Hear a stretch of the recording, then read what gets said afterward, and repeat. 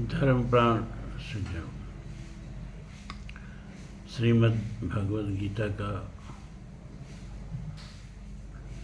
13वां अध्याय चल रहा है।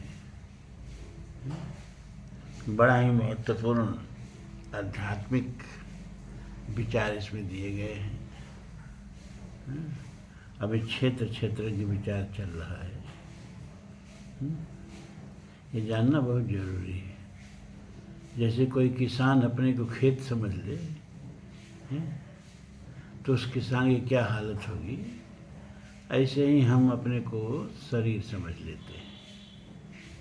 तो हम शरीर नहीं हैं, यही दिखाने के लिए, आँख में उंगली डाल के दिखाने के लिए ये अध्याय भगवान ने कही है कि हम शरीर नहीं हैं, शरीरी हैं। हम देह नहीं हैं, देही हैं।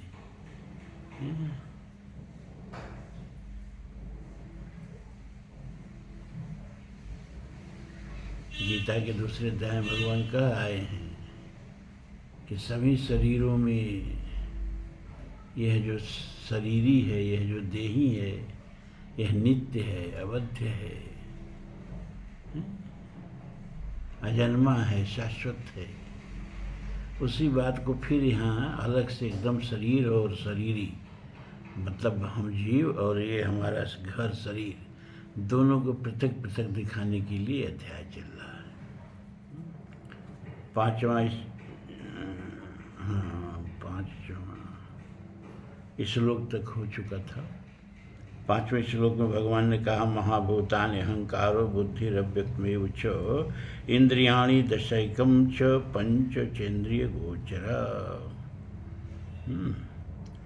फिर इच्छा द्वेषम सुखम दुखम संघात चेतना धृति ही एतत् क्षेत्रम समासीन सविकारम उदाहृतम। इन 2 श्लोकों में क्षेत्र को विकार के सहित बता दिया है। क्या क्षेत्र है? तो इस क्षेत्र को 2 भागों में विभाजित किया, एक समष्टि और एक व्यष्टि।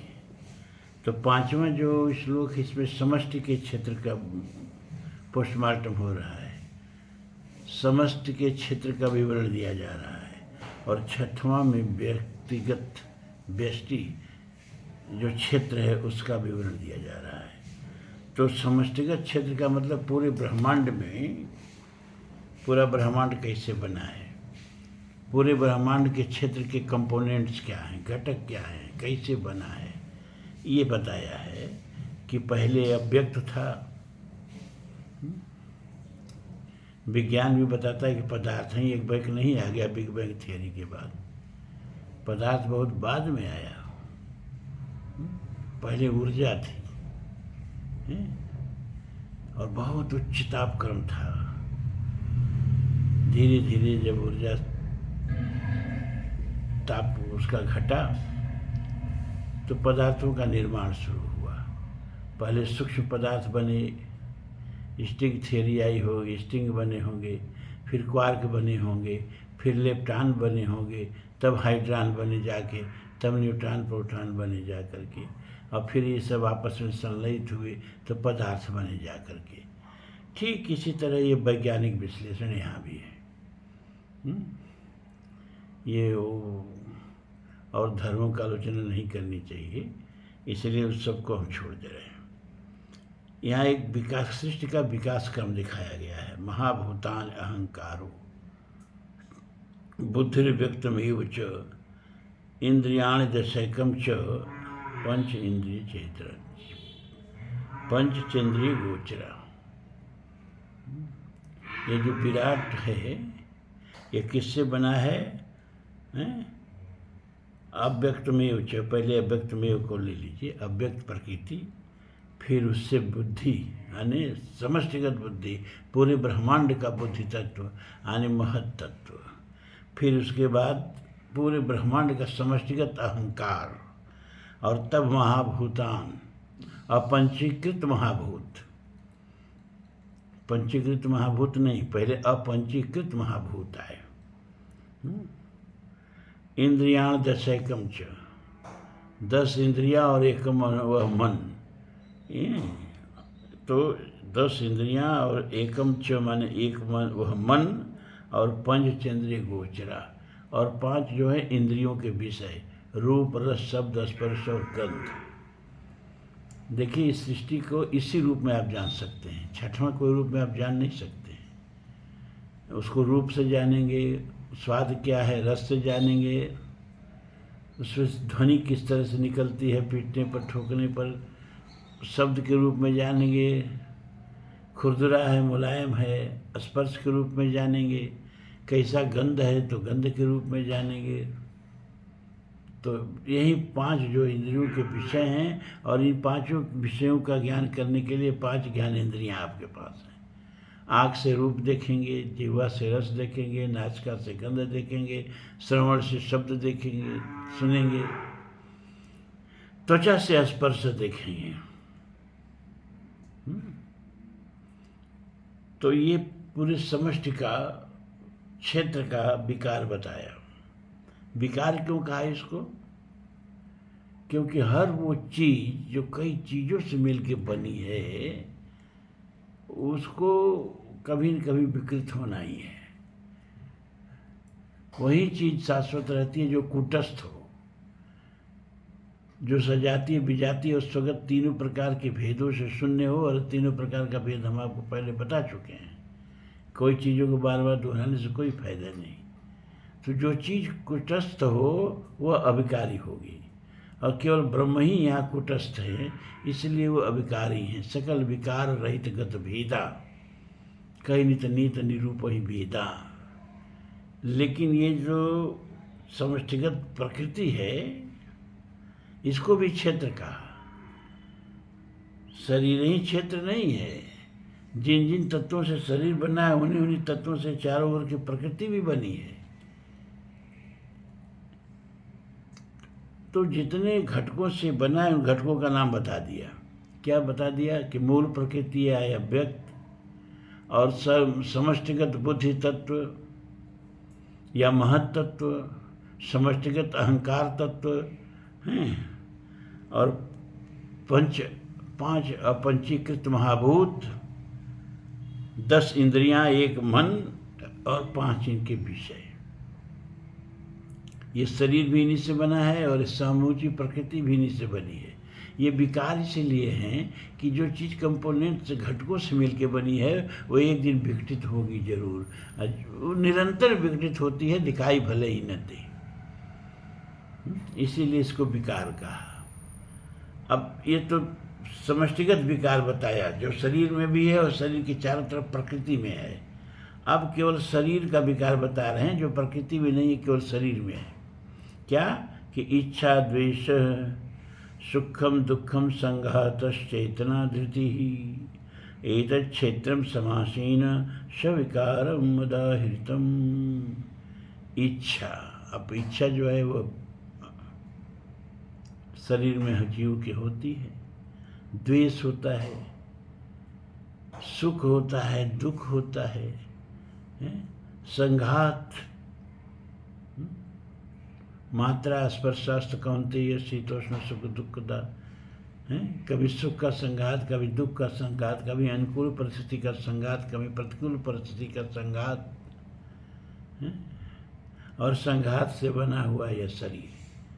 संघात माने कंपाउंड भी होता है, और जिन जिन चीज़ों से कंपाउंड बना था उसको कंपोनेंट कहते हैं। तो ये घटकों से बना हुआ शरीर, यहाँ चेतना का मतलब वो चेतना नहीं, मतलब आत्मा वाली चेतना नहीं है। यहाँ चेतना का मतलब ये है प्राण। यहाँ चेतना का मतलब प्राण समझ लेना। और धृति, धारण करने की क्षमता, धैर्य। एतत् क्षेत्रम समासीन, कारा यह क्षेत्र जो है उदाहरण सविकारम उदाहृतम, विकार के साथ उदाहरण के साथ, समासीन माने संक्षेप में हमने तुमको बता दिया। अर्जुन क्या बता दिए? यही 5वां और 6वां श्लोक।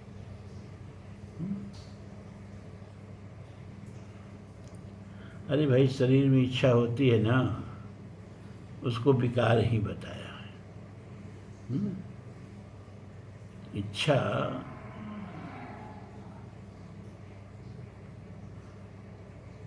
मन में एक इच्छा हुई ना कि कार हो जाती है हमारे पास, 4 व्हीलर हो जाता।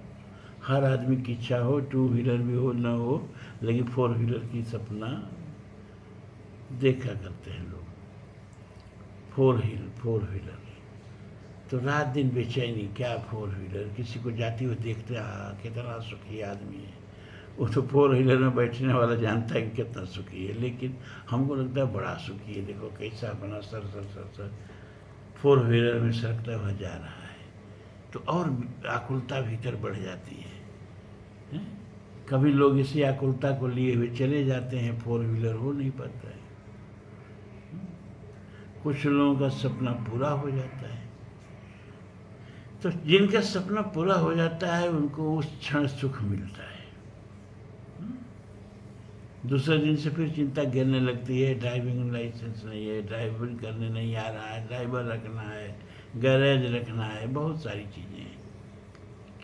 लेकिन पहले दिन आगे फिर 4 व्हीलर, सुख, भीतर शांति और सुख महसूस हुआ।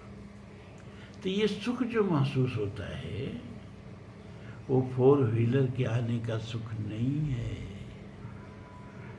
एक इच्छा जो सापिन की तरह से भीतर सरक रही थी,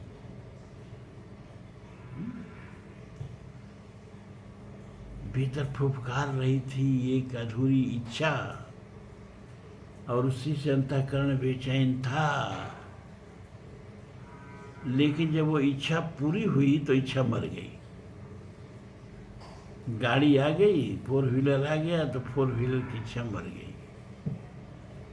तो वो जो सुख थोड़ा सा अनुभव हुआ ना, वो गाड़ी आ जाने का सुख नहीं है।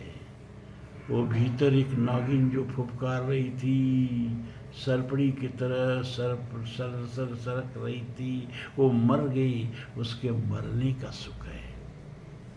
सोचो, एक इच्छा मरी तो सुख मिला। अगर कोई इच्छा न हो, सब मर जाए तो कितना सुख होगा। इसीलिए इच्छा को विकार कहा। द्वेष, अरे द्वेषी आदमी अपने दुख से उतना दुखी नहीं होता है जितना दूसरे के सुख से दुखी होता है।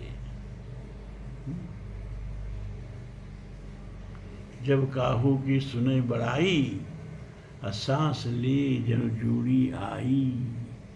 जब काहू कह देख विपत्ति, असुखी हो ही मानव जग नृपति। तुलसी ने लिखा ना मानस में द्वेषी लोगों के बारे में, सुख और दुख वास्तव में न कोई आत्यंतिक सुख है न कोई आत्यंतिक दुख है। ये सुख और दुख जो है मन की अनुकूलता और प्रतिकूलता का नाम है। और सबके मन के एक ही अनुकूलता नहीं होती है, सबके मन की एक ही प्रतिकूलता नहीं होती है। तो सबके मन का एक ही सुख नहीं होता है, सबका एक ही दुख नहीं होता है। अच्छा, शराबी को शराब न मिले दिन भर, कितना दुखी हो जाएगा। और किसी सज्जन आदमी को बरियाई से बैठा दो शराब खाने में। एक बार मैं एक जगह से प्रवचन करके आ रहा था, बैपुर देवकरी एक गांव है, वहाँ गंगा बाबा का बहुत बड़ा आश्रम है, बहुत भव्य। और मेरा प्रवचन जब हम रहते थे वहाँ तो कराते थे लोग, वहाँ का मतलब गाजीपुर में। हर रविवार को वहाँ सत्संग होता था और लौटते समय सांझ हो जाती थी। तो अपने पास मोटरसाइकिल थी, 15-16 किलोमीटर दूर गाजीपुर था, चले आते थे। तो रास्ते में एक आदर्श गांव पड़ता है, बाजार है, नाम है आदर्श गांव। बारिश होने लगी तो एक जगह जा कर के हम दुकान वहाँ थे, खड़े हो गए। देख रहे हैं कि उसी बारिश में लोग भीग के आ रहे हैं, जा रहे हैं, निकलने में बात क्या है। देखे तो शराब खाना है। हमने कहा अरे बाप रे बाप, अगर कोई देख लिया यहाँ तो लाख समझाओ भैया, आकस्मिक रूप से चले गए, लोग मानेंगे नहीं। कल से शुरू हो जाएगा कि हाँ से शराब पीती। तो बारिश में ही वहाँ से निकल के भागे हम। तो अगर किसी आदमी सज्जन को जो शराब वराब नहीं पीता हो, शराबियों के बीच में बैठा दो, ना हो तो ज़बरदस्ती 1 कप शराब पिलाई दो, तो उसके लिए उससे दुखी और कोई क्षण नहीं होगा। शराबी को शराब मिल जाए उससे सुखी कोई क्षण नहीं होगा, और साधु को शराबियों की संगति ही मिल जाए तो उससे दुखी कोई क्षण नहीं होगा। तो देखो, जो एक के लिए सुख है दूसरे के लिए दुख है।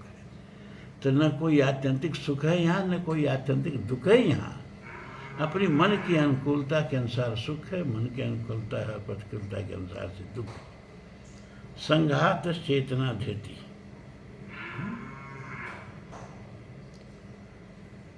स्थूल देह का, पिंड का ये जो शरीर है, इसको भी विकार का, पैदा होते ही विकृत होना शुरू हो जाता है। हाँ, बच्चे से फिर थोड़ा सा बालक हुआ, फिर बालक से किशोर हुआ, फिर किशोर से युवा हुआ, फिर युवा से अधीर हुआ, विकार में होता चला जा रहा है, और फिर वृद्ध हो गया। विकार होकर के वृद्ध हो गया। सबको एक दिन वृद्धावस्था आनी ही है, इससे बचेगा कोई नहीं। और फिर एक दिन मृत्यु भी आनी है, कोई बचेगा नहीं है। तो विकृत होते होते अब जब कुछ भी विकृत होने के लिए बचता नहीं तो कहते हैं मर गया, व्यक्ति मर गया। तो यहाँ ये भी विकार में इसको दिया। धृति मन धैर्य। एतत् क्षेत्रम समासेन, यही क्षेत्र जो है संक्षेप में विकार सहित कहा गया है। तो 5वें और 6वें श्लोक में इस क्षेत्र के विकार को समझाया है। इसको ठीक से समझ लीजिए आप। जिस शरीर में रहते हैं उसको समझ लीजिए, ये कंपाउंड है, ये कंपोनेंट से बना है, ये संघात है, ये संघटकों से बना है। संघात माने कंपाउंड, माने कई चीज़ों से मिलकर जो चीज़ बने हो उसको कहेंगे संघात। और जिन जिन के कंपोनेंट्स हैं उसको कहेंगे संगठक। तो संगठक से बनी हुई चीज़ जो है संघात, एक दिन संगठक जो है विलग हो जाते हैं और वो चीज़ समाप्त हो जाती है, इसीलिए इसको विकार कहा। लेकिन इसमें जो आत्मा बैठी है वो कूटस्थ है, वो किसी अंगात संघात से नहीं बनी। इसीलिए जो नित्यो शास्त्रों पुराणों न हन्यते हन्यमानी शरीर, अमानित। अच्छा, ये जो विकार बता दिया ना, अब ज्ञान का साधन बता रहे हैं। बात ध्यान से सुन लीजिए। ज्ञान की बातें बता रहे हैं। लेकिन ज्ञान कैसे होगा? अरे भाई, बच्चा स्कूल में जाएगा, पढ़ेगा लिखेगा तो ज्ञान होगा। लेकिन वह ज्ञान नहीं है जो इस संसार से मुक्ति दिला दे। लेकिन वह ज्ञान भी जरूरी है, बहुत जरूरी है। लेकिन उस ज्ञान के ऊपर फिर इस ज्ञान का आना जरूरी है, नहीं तो ज्ञान व्यर्थ है। वह ज्ञान अर्थकारी ज्ञान है, धन कमाने का ज्ञान है। और धन कमाया आदमी, लेकिन धन को अगर धर्म में खर्च नहीं किया तो धन ही उसको डुबा देता है। मानस में लिखा कि सो धन धन्य प्रथम गति जाकी। वही धन धन्य है। कौन धन धन्य भैया? जिसकी प्रथम गति होती है। प्रथम गति का मतलब क्या? कि जो धर्म में खर्च होता है, जो धन परोपकार में खर्च होता है, जो धन दूसरे के आंसू पोंछने में खर्च होता है, जो धन दूसरे के होठों पर मुस्कान लाने में खर्च होता है, जो धन दूसरे के बुझे हुए चूल्हे को जला देने में खर्च होता है, वही धन धन्य है। 4 गति धन की बताई शास्त्रों में। प्रथम गति यही है जो हमने बताया। दूसरी गति ये है कि जो धन अपने ऊपर खर्च होता है, जीवन निर्वाह में खर्च होता है। जीवन निर्वाह भी तो बहुत जरूरी है ना। शरीर मध्य खलु धर्म साधनम। तो शरीर रहेगा तभी तो धर्म और साधना और सत्संग वगैरह होगा। और शरीर धन से ही चलता है, एक बात अच्छी तरह जान लीजिए। क्योंकि रोटी जो चून की आती है वो धन से ही आती है। और 2 जून की रोटी से प्राण चलता है, और प्राण जब चलता है तो जीवन की गतिविधि चलती है। इसलिए जो धन की आँख मूंद के निंदा करते हैं और धन के लिए पाछे पाछे भागते हैं, मैंने इन महात्माओं को देखा है मंच पर मारी धन की निंदा करेंगे। हमने पलामू में एक सज्जन के साथ, क्या उनका नाम ले हूँ, मेरा सत्संग चल रहा था कंबाइंड, वो भागवत पर बोलते थे, हम रामायण पर बोलते थे, और करीब 50,000 के आसपास जनता सामने बैठी रहती थी। वो एक कांग्रेस के, उनका नाम हमेशा भूल जाता है, पंडित जी थे, मंत्री, वो राष्ट्र यज्ञ करा रहे थे, है ना। उसी में सत्संग के लिए 2 लोगों को बुलाया गया था। 7 दिन का सत्संग था, और उस 7 दिन के लिए उनको 7.5 लाख रुपया में बुलाया गया था। और हम तो एक सामान्य आदमी, कोई स्टार कथावाचक नहीं, तो हमको 50,000 में बुलाया गया था, और हम समझे थे वहीं बहुत है ना। विदाई के दिन ज्ञान वैराग्य की बातें खूब होती थी मन से। विदाई के दिन बेचारे सोचें कि साधु जी, महात्मा जी इतना ज्ञान विज्ञान की बात किए हैं, तो 7 लाख दे देते हैं, 50,000 और बच जाएगा, तो और बहुत सारा खर्च है ना। तो 7 लाख रुपया उनको दिए, और 5-6 लोग वो थे, तो जहाज का भाड़ा आने का जाने का अलग से था, वो सब अलग से था, सारी व्यवस्था, और दक्षिणा 7 लाख दिए। तो उनको तो दिखाई नहीं देता था। उनके शिष्यों ने कहा, गुरु जी 7 लाख आया, 50,000 नहीं आया है। बस गुरु जी रुद्र रूप धारण की, और जहाँ पूर्णाहुति का हवन हो रहा था, यज्ञ हो रहा था, वहाँ पहुँच गए, और वहाँ अनशन पर बैठ गए। अंत में 50,000 रुपया देना पड़ा, क्षमा मांगनी पड़ी, है ना। तो पर उपदेश कुशल बहु तेरे, अजय आचरहित नर न घनेरे। ये जो धन की निंदा करते हैं और सदगृहस्थों से भुलवा भुलवा के धन हरई शिष्य धन शोक न हरई, सो गुरु घोर नरक में पड़े। पुराणों में भी कहा, वेद में कहा, विद्याया मंत्रे वर्तमाना, स्वयं धीरा पंडितम मन्यमाना, दंद्रम्य माना पर्यंत मूढ़ा, अंधे नैव नियमाना यथंथा। 2 उपनिषदों में मंत्र आया है। स्वयं तो अविद्या में रहेंगे। किस अविद्या में रहेंगे? बहुधाम सवार धाम यति विषया हरली न रही मृति, तपसी धनवंत दरिद्र गृही, कलि कौतुक तात न जात कही। तुलसी ने लिखा कि यति जो है ना, ये लोग जो आचार्य मंडलेश्वर, महामंडलेश्वर मठ बना रात दिन, उसकी कितनी मठे हैं, हमारी कितनी मठे हैं, उसकी कितनी गाड़ियां हैं, हमारी कितनी। आध्यात्मिक चिंतन तो होता ही नहीं है ना। असाधु महात्मा के यहाँ बैठो तो सबसे जल्दी संसार की बात वहीं करते हैं। बहुधाम सवार है धाम यति, बस धन का संग्रह कैसे किया जाए, धन का संग्रह कैसे किया जाए, तपसी धनवंत दरिद्र गृही, कल कौतुक तात न जात। तो धन की निंदा नहीं, सत्कर्म से धन कमाइए। और धने धर्म, धन से ही धर्म होता है। अच्छा, धन नहीं रहेगा, तीर्थ कर लोगे का? हम लोग तो तीर्थ जब करते थे ना, अब तब से बंद कर दिया जाना। 4 बड़े बड़े तीर्थ किए हम, और हमारे साथ 80-85 लोग तीर्थ में चलते थे। और जहाँ जहाँ हम लोग बुझाते थे, उनके रहने और खाने का सब मुफ्त प्रबंध, क्योंकि इतना 40 साल 50 साल साधुओं में बिताए हैं, तो इतना परिचित होता है। तो ऐसे ऐसे लोगों को जीवन में सोचे भी नहीं थे, उनको तीर्थ करा दिया। अब बस सोचना कि तब हंस जी के पास इतना पैसा इनको नहीं है मेरे पास, लेकिन उसमें धनाढ़ लोग भी जाते थे, और वो जो लोग नहीं भाड़ा वाड़ा बहन कर पाते थे, उनका खर्च उठाते थे। खाने पीने रहने का खर्च तो हमारे सब तरफ से था, क्योंकि हमारे इतने परिचय थे तीर्थों में कि उसकी कोई बात नहीं। 1 दिन 2 दिन टिकरा है तो भंडारा में काम चल जाता था। तो 80-80 लोग कन्याकुमारी गए, रामेश्वरम गए 80 लोग, मदुराई वगैरह सब उस बार, इधर द्वारका वगैरह गए 80। पूरा हम लोग का बोगी बुक हो जाती थी और उसमें भी सत्संग चलता था, क्योंकि 12 वर्ष अखंड सत्संग का संकल्प लिया था। तो ट्रेन में भी, यात्रा में भी संकल्प न छूटे।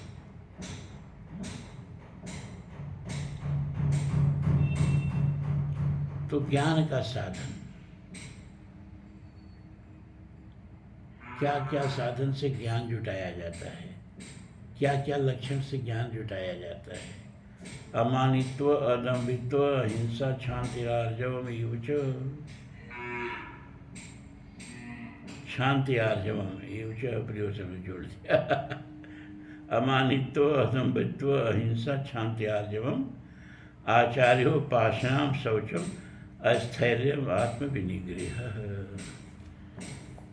ज्ञान के अर्जन के लिए सबसे पहले भगवान ने कहा अमानित्वम, ना अतिमानिता, मतलब घमंड नहीं भैया, गर्व नहीं, गुरूर नहीं। गर्व से भरा हुआ आदमी कभी ज्ञान प्राप्त कर ही नहीं सकता। झुकोगे नहीं तो भरोगे कैसे? घड़ा झुकता है जब जल में तो भरता है, सीधा घड़ा डुबा के देखो, डूबेगा ही नहीं। झुकना पड़ता है तभी ज्ञान भीतर भरता है। तो अमानित्वम, अदम्भत्वम, और दम्भ नहीं, ये का हमको पढ़ाएंगे, इनसे ज़्यादा तो हम ही जानते हैं। ये सब दम्भ नहीं, आप जानते हैं वो ठीक है, लेकिन ज्ञान की कोई सीमा नहीं है। हो सकता है कोई वैसी बात इससे मिल जाए जो आप अब तक न जानते हो। कोई आदमी विश्वकोश नहीं हो सकता है? और ज्ञान इतना विस्तीर्ण है कि आइंस्टीन ने तो कहा था कि अब तक का हमारा समूचा उपलब्ध ज्ञान, मतलब पूरे विज्ञान का, अगर ज्ञान समुद्र है तो समुद्र के किनारे में पड़े घोंघा घोंघची की तरह से। किस चीज़ का दम्भ? हम जितना जानते हैं उससे अधिक, अनंत गुना अधिक नहीं जानते हैं, कोई भी हो। जितना जानते हैं उससे असंख्य गुना अधिक नहीं जानते हैं। पूरे विज्ञान के आज तक चरम उपलब्धि यही है कि यह पता नहीं इसको कि हमारे अलावा भी इस ब्रह्मांड में कोई है। पता ही नहीं बेचारे को। पृथ्वी जैसी असंख्यों पृथ्वियाँ अपने आकाशगंगा में हैं, ऐसी असंख्यों आकाशगंगाएँ हैं, असंख्यों ब्रह्मांड हैं, जाने कहाँ कहाँ किस किस रूप में जीवन होगा। लेकिन अज्ञान के उस गहरे कुएं में हमारा विज्ञान गिरा हुआ है कि बेचारे को पता ही नहीं कि सृष्टि में और कहीं कोई जीवन है कि नहीं। किस चीज़ का घमंड है भैया? रहा क्या शेष अब भी तोलने को, उठा मस्तक गरज कर बोलने को। तो दम्भ नहीं, विनम्रता, अदम्भित्व, दम्भ नहीं, अहिंसा।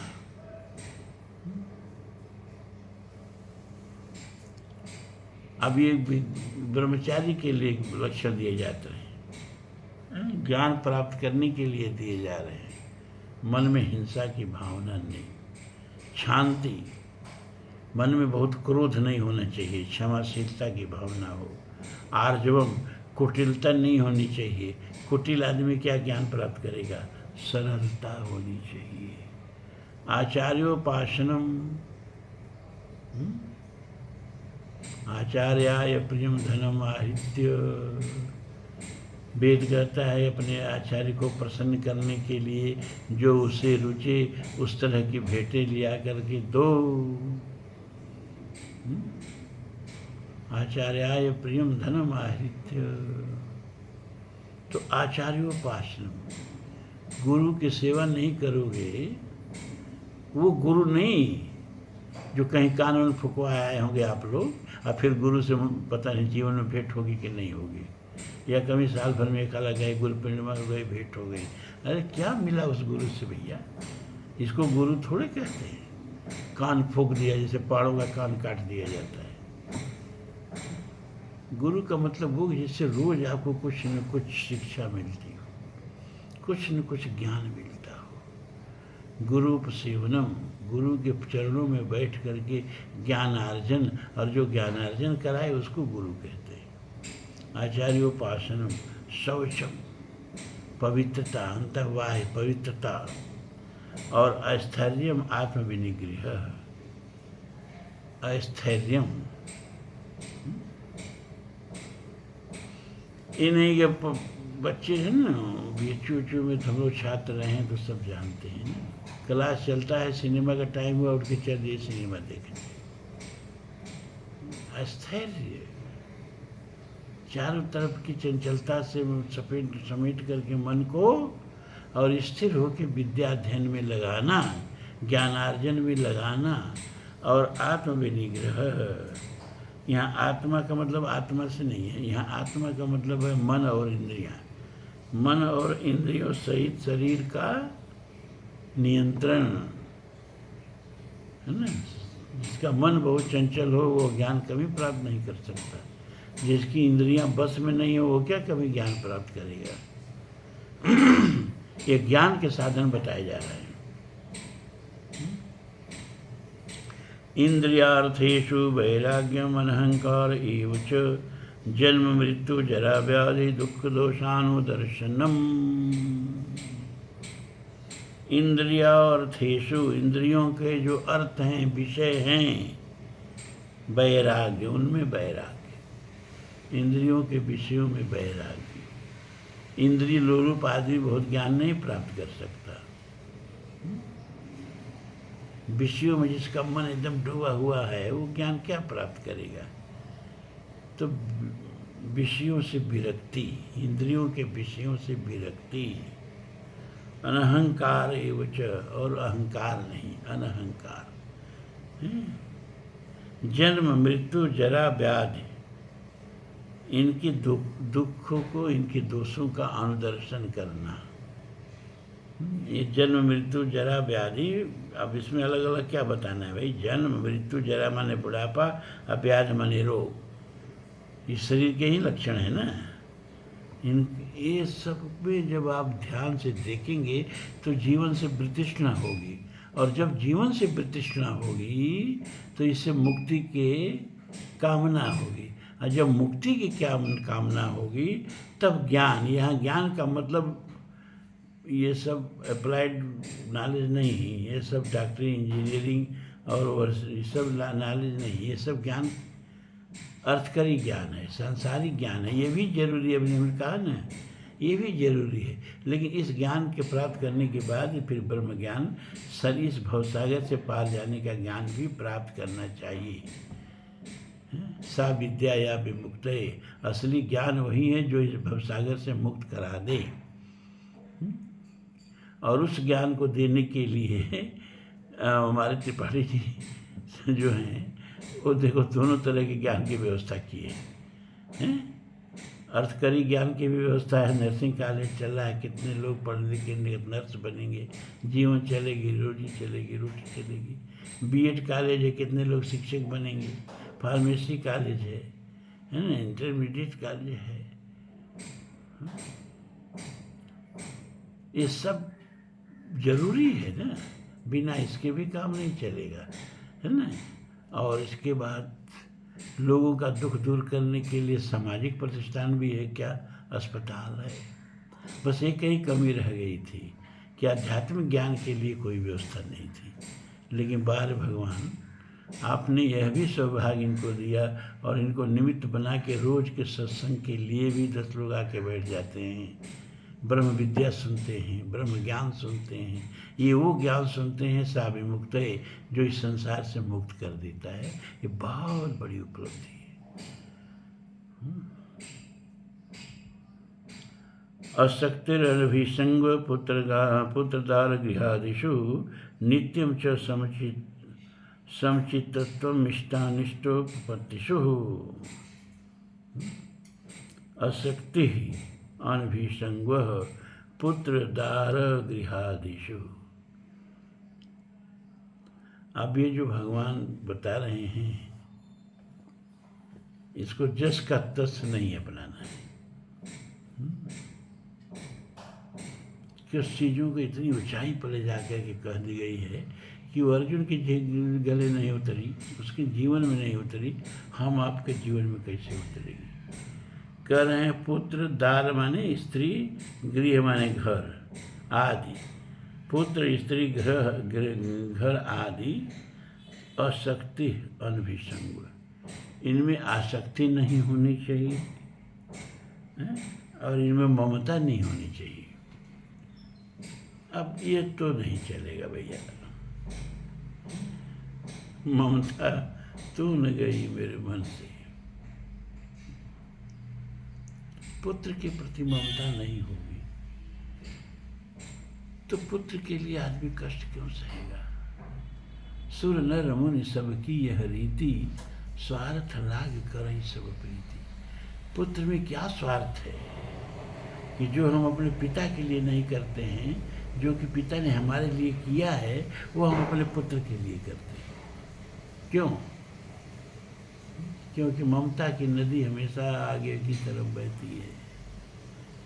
पिता को हमारे प्रति ममता थी, तुम पर पेशाब कर दिए तो पिता गदगद हो गए, पिता के ऊपर बिस्तर कर दिए, पिता गदगद हो गए, कंधे पर लाद लाद के घुमाए, गोदी में लेके खिलाए, अपने धूप में रह के हमको छांव दिया है? इसीलिए कहा गया है कि बिना पुत्रम गतिर् नास्ति। मतलब क्या है? अरे मतलब ये कि आपके पिता ने जो आपके लिए किया है ना, वो आप कर ही नहीं सकते पिता के लिए। आप नहीं गोदी में लेके उनको श्रवण कुमार की तरह घुमा सकते, तीर्थ करा सकते, आप नहीं पिता आप पर पेशाब कर दे तो मुस्कुरा सकते, वो सब नहीं कर सकते, नहीं पिता का किया हुआ लौटा सकते। लेकिन उनका किया हुआ, जैसे दूर तक कोई बोझ ले जाना पड़ता है ना, तो कई मजदूर लग जाते हैं और ये कुछ दूर तक बोझ ले जाता है, दूसरे के कंधे पर रख देता है, दूसरा तीसरे कंधे पर, इस तरह गंतव्य तक बोझ पहुंच जाता है। उसी तरह से यह पितृण मातृण पितृण जो है, इसे ऊऋण तो आप हो ही नहीं सकते, दूसरे के कंधे पर लाद के चलता बन सकते हैं। तो पितृण से ऊऋण होने के लिए पुत्र पैदा किया जाता है और पुत्र के लिए वही कुछ किया जाता है जो पिता ने हमारे लिए किया। क्यों करते हैं? क्योंकि पुत्र के प्रति ममता है? सुर नर मुनि सबकी यह रीति, स्वार्थ लाग करई सब प्रीति। पुत्र के प्रति ममता है, स्त्री के प्रति ममता है, घर के स्त्री के प्रति ममता है, तभी इनके लिए हम सब कुछ करते हैं। भगवान यह कह रहे हैं कि इनमें कोई आसक्ति नहीं हो और अनभिसंग, मतलब इनमें ममता ना हो, लगाव ना हो। इसका मतलब ये नहीं कि इनको छोड़ दो, कर्तव्य की भावना से जुड़े हुए कह रहे हैं। क्योंकि गीता में बार बार भगवान कहते हैं निराशी निर्ममो भूत्वा, निर्मम रहो संसार के प्रति, कर्तव्य की भावना से सबसे जुड़ो, आसक्ति की भावना से किसी से न जुड़ो। लेकिन यह हमारे और आपके लिए हम बहुत साफ साफ कह देते हैं, धोखा नहीं, कि बहुत दूर की कौड़ी है। खाली कर्तव्य की भावना, बिना प्रेम के, बिना ममता के, बिना आसक्ति के, खाली कर्तव्य की भावना। भगत सिंह हंसते हंसते फांसी पर चढ़ गए ना, खाली कर्तव्य की भावना नहीं थी, वह राष्ट्र के प्रति अपनी ममता थी, राष्ट्र के प्रति आसक्ति थी, राष्ट्र के प्रति प्रेम। बहुत कम अंतर होता है प्रेम में और आसक्ति में। जिसके प्रति प्रेम होता है उसके प्रति आसक्ति हो ही जाती है, उसके प्रति लगाव हो ही जाता है। तो इसलिए हम कुछ चीज़ों को छोड़ते चलते हैं गीता में। हम कहते हैं कि प्रभु माफ़ करिएगा, हमारी पात्रता नहीं है। अरे जब व्यास देव की पात्रता नहीं हो पाई, अर्जुन की पात्रता नहीं हो पाई, पूरा गीता धृतराष्ट्र सुना, उसका मोह नष्ट ही नहीं हुआ अंधरा का। तो हम लोग तो साधारण प्राणी हैं, जितना अनुसरण हो जाए उतना काफ़ी है। तो असक्त अनभिसंग पुत्रोद्धार गृहादिषु नित्यं च समचित्तत्वम् इष्टानिष्ट उत्पत्तिषु।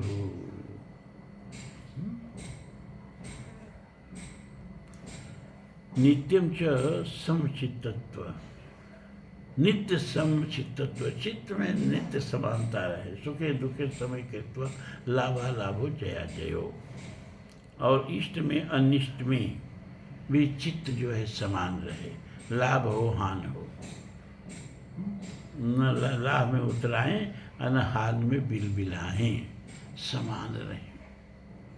युग बीत जाएगा, हमको लगता है कई जन्म लग जाएगा ये स्थिति प्राप्त करने के लिए। ये शरीर में रहते रहते तुरीय अवस्था प्राप्त करने की बात भगवान कह रहे हैं।